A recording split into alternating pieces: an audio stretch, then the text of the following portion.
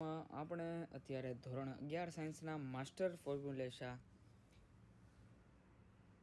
Formula જે તમને થોડાક જ ક્ષણોમાં યાદ રહી જશે તેના માટે એક મસ્તનો લેક્ચર લઈને આવ્યા છે અને મારું નામ છે Harshil. Welcome to my lecture. તો આપણે ટાઈમ પાસ જરીકે નથી કરતા અને ફટાફટ લેક્ચરમાં ધ્યાન આપી દેવું. ફટાફટ તો સૌથી પહેલાં ફિઝિક્સમાં ગતિશાસ્ત્રના ચેપ્ટરમાં ગતિના સમીકરણો મુખ્યત્વે જો મિત્રો તમારે જેટલા પણ MCQ સોલ્વ કરવા છે ને બધા માટે આ V = V u plus a t, S = ut plus 1/2 a t square અને V square minus V0 square plus 2ab. અહીંયા S ને તમે B વડે પણ દર્શાવી શકો છો અને અહીંયા તમે સ્થાનાંતરને S અથવા X વડે પણ દર્શાવતા તમારા સ્કૂલોમાં જેમાં તમને X વડે દર્શાવેલું જોવા મળશે કેટલીક વાર. પ્રક્ષિપ્ત ગતિ, જ્યારે કોઈ પણ પદાર્થ જેમ કે અહીંયા એક ઇમારત છે, આ ઇમારતથી અહીંયા ઊભેલો માણસ દ્વારા દડો ઘા કરવામાં આવે તો આવી ગતિને પ્રક્ષિપ્ત ગતિ કહેવામાં આવે. અને પ્રક્ષિપ્ત ગતિ માટેનું સૂત્ર મહત્તમ ઊંચાઈ, એટલે આની ઊંચાઈ મેળવવા માટે છે ને h = u square sine theta sine square by 2g. Okay. અને અવધિ એટલે કેટલું અંતર કાપ્યું છે તે મેળવવા માટે મિત્રો તમારે અવધિનું સૂત્ર મેળવવું પડશે.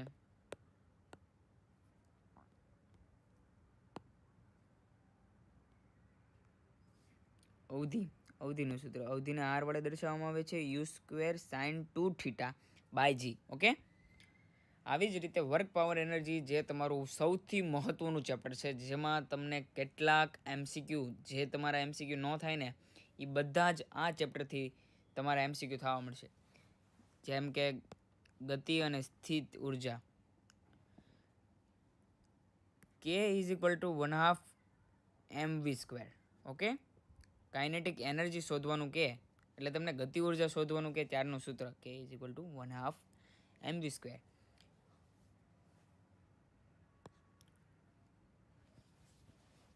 પોટેન્શિયલ એનર્જી u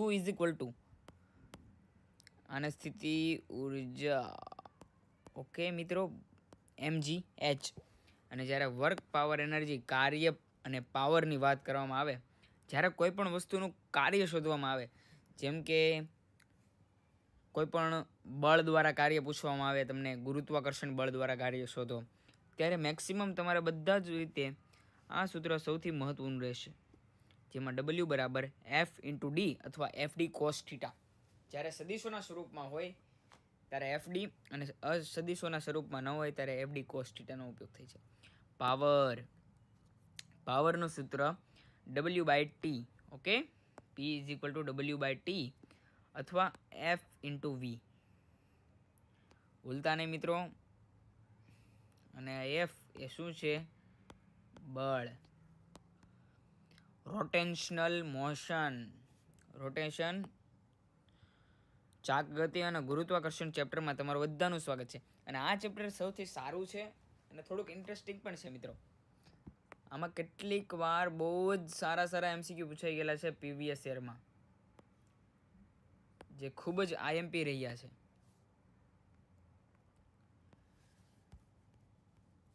જો આ છે મહત્વના સૂત્રો. તેમાં ટોર્કને આ તમને દેખાય છે એને ટો પણ કહેવામાં આવે છે, ટો વડે દર્શાવવામાં આવે છે. ટો = I α. અને કોણીય વેગમાન L = IW તરીકે ઓળખવામાં આવે છે. ગુરુત્વાકર્ષણ બળ એટલે જેમ કે મેં હવે દડો છે, અહીંથી નીચે નાખું છું તો અહીંયા આને દ્વારા ગુરુત્વાકર્ષણ બળ જે નીચે તરફ ઉત્પન્ન થાય તેની માટે આ સૂત્ર ખૂબ જ ઉપયોગી છે. અને આ તમને અવારનવાર 11માના તમામ ચેપ્ટરોમાં કામ લાગશે, જેમાં પણ ગુરુત્વાકર્ષણ બળની વાત કરવામાં આવે એટલે તમારે મિત્રો કાંઈ પણ વિચાર્યા વગર આ સૂત્ર મૂકી દેવાનું છે. F = G m1m2/r². રેડી. હવે આપણે છે ને થોડીક અમથી કેમેસ્ટ્રીના આવી જવી. કેમેસ્ટ્રીમાં તત્વયોગ મીટી, જેમાં મોલ સંકલ્પના એટલે n ઇઝ ઇક્વલ ટુ મોલને n વડે દર્શાવવામાં આવ્યું છે. ઓકે, કન્ફ્યુઝન ન કરતા મિત્રો. મોલ એટલે હું? દળના છેદમાં અણુભાર. મોલારિટી મોલના છેદમાં લીટર. મોલારિટી એટલે શું થાય? મોલના છેદમાં લીટર. પછી મોલાલિટી. જો મિત્રો, આ બંનેમાં ફરક છે, એટલે આ બંનેને એક સમાન ગણતા નહીં, નકર માર્ક્સ તમારા કેટલીક વાર કપાશે. આ બંનેના આમાં છે ને મોલના છેદમાં લીટર આવે અને આમાં કિલોગ્રામ એટલે વજન આવે, વજન. અને આમાં દ્રાવ્યનું વજન આવે છે લીટરમાં. સમજ્યા? પરમાણુ અને વાયુ. અહીંયા આપણે આદર્શ વાયુ સમીકરણ, સૌથી મોસ્ટ આઈએમપી સમીકરણ હોય 11, 12 સાયન્સમાં બંને ધોરણની વાત કરી રહ્યો છું.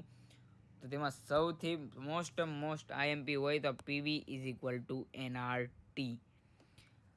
આ મિત્રો મને ખબર છે ત્યાં સુધી કેટલાક એક્ઝામિનરમાં પૂછાઈ ગયેલા છે, અને આનો ઉપયોગ એટલો થાય બહુ જ સારી રીતે. આ સૂત્રને તમારા મગજમાં તમારે જેમ પણ ગોખવું પડે તો ગોખી લ્યો, જેમ કરવું પડે એમ, પણ આને સૂત્રને ભૂલવાનું થતું નથી, કેમ કે આ બહુ માર્ક્સ હલાવે છે. ફોટોન ઉર્જા E is equal two HV અને HC બાય લેમડા પણ તરીકે ઓળખવામાં આવે છે. આ બંને સૂત્ર તમારે. પછી આપણે ઉષ્માગતિશાસ્ત્ર પણ એક નીટના સ્ટુડન્ટ માટે એક ખાસ ટોપિક છે, અને અહીંયા આપણે આ તમને બહુ જ કામ લાગશે. આ ટોપિક પણ ઉષ્માગતિશાસ્ત્ર. અહીંયા delta G is equal to delta H minus T delta S. આ સૂત્ર તમને ગિબ્સ ઉર્જા માટેનું છે.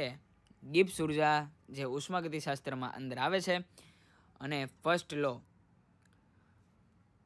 Delta U is equal to Q plus W. અહીં અને સંતુલનમાં પીએચની ગણતરી કરવામાં આવશે તમારે કેટલીક વાર મિત્રો. આપણે 11 સાયન્સમાં લોગ પેજ 10 મારફતે આપણે પીએચ શોધવાની આવે છે. કોના? Log base 10. આપણે 11-12 સાયન્સમાં પણ આના ધારા કરવામાં આવે છે. તો આપણે પીએચની ગણતરી કરવાની આવે છે. PH is equal to minus log કાઉસમાં H પ્લસની સાંદ્રતા એટલે હાઇડ્રોજન. જ્યારે આપણે જેમ કે જો મિત્રો મારી પાસે HCl છે, HClની પીએચ સૌથી વધારે હોય, એટલે આમ વધારે પણ આમ ઓછી. જેમ કે 1 હોય એટલે 1/7 કરતાં ઓછી હોય એટલે એસિડ, વધુ હોય એટલે બેઝ.